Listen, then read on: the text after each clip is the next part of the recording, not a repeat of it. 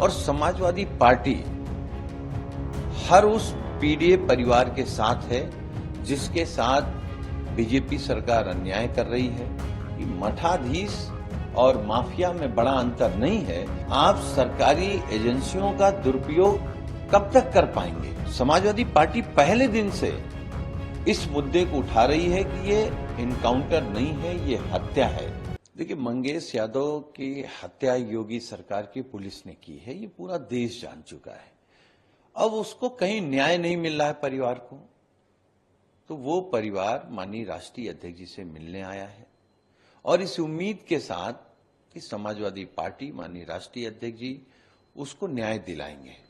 और समाजवादी पार्टी हर उस पीडीए परिवार के साथ है जिसके साथ बीजेपी सरकार अन्याय कर रही है या जिनके बच्चों का आरक्षण छीन करके उनकी नौकरी छीन रही है, कहीं उत्पीड़न हो रहा है, कहीं फर्जी मुकदमे लिखे जा रहे हैं।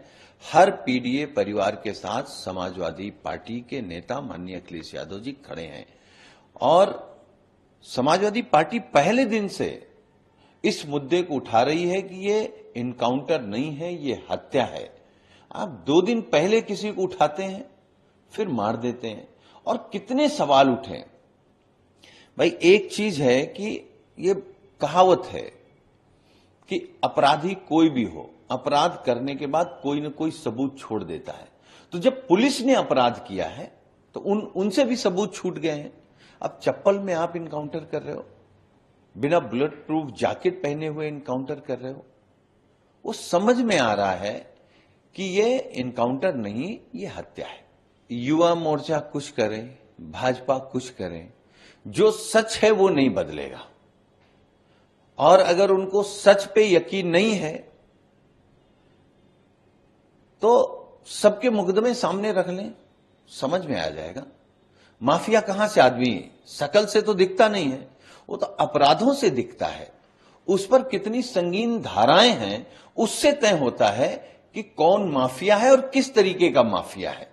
तो जो हमारे नेता माननीय अखिलेश यादव जी ने बात कही है कि मठाधीश और माफिया में बड़ा अंतर नहीं है, तो जब उत्तर प्रदेश में जिस तरीके की घटनाएं हो रही हैं पीडीए परिवार के साथ, तो आप अगर जब देखेंगे तो कोई आम आदमी भी इस बात को स्वीकार कर लेगा कि मठाधीश और माफिया में कोई बहुत फर्क नहीं है। जम्मू कश्मीर में हमारे जवान शहीद हुए हैं, ये पूरे देश में दुख की खबर है और हम सब लोग उन्हीं जवानों की बदौलत सुरक्षित हैं। लेकिन ये मोदी सरकार अपने आंकड़े निकाल ले कि जब से माननीय प्रधानमंत्री जी प्रधानमंत्री हुए हैं, कितने आतंकी हमले हुए हैं। ये आतंकवाद बातों से नहीं खत्म होगा। ये लोग नोटबंदी से खत्म कर रहे थे, तो ये आतंकवाद नोटबंदी जीएसटी से खत्म होने वाला है। इसके खिलाफ सख्त से सख्त सरकार को कदम उठाने चाहिए और एक तरफ से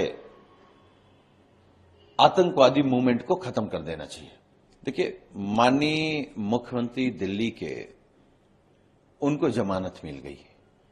इस बात की गवाही है कि इस देश में तानाशाही नहीं चलेगी, इस देश में झूठ फरेब और साजिश नहीं चलेगी। आप सरकारी एजेंसियों का दुरुपयोग कब तक कर पाएंगे? न्यायपालिका पर पूरे देश को भरोसा है और ये जमानत ये साबित करती है कि झूठ हार गया है, सत्य की जीत हुई है। सत्य हमेशा जीतता है। अब जो इस देश में चल रहा है कि आप सबको धमका रहे हैं, जितनी सरकारी एजेंसियां हैं, जितने सरकारी संसाधन हैं, आप उस पर कब्जा करना चाहते हैं। आप उस पर कब्जा करना चाहते हैं और ये देश की जनता आपको उखाड़ के फेंक देगी तो सरकार में दूसरे लोग कब्जा कर लेंगे। देखिए, केवल प्याज और चावल पर निर्यात का प्रतिबंध हटा है। हम तो समाजवादी लोग हैं।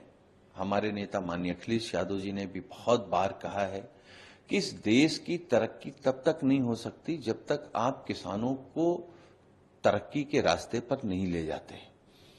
जितनी भी किसान को लेकर के स्वामीनाथन की रिपोर्ट क्यों नहीं लागू कर रहे हैं?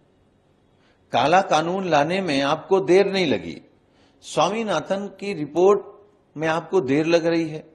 भाई लागत का 1.5 गुना आप किसान को दे दीजिए, बाकी किसान पे कोई रहम मत करिए। किसान आपसे कोई रहम नहीं मांग रहा है, अपना हक मांग रहा है, अपना अधिकार मांग रहा है, अपना मेहनताना मांग रहा है। तो सरकार को पूरे देश में स्वामीनाथन की रिपोर्ट जो कहती है उसको लागू कर देना चाहिए।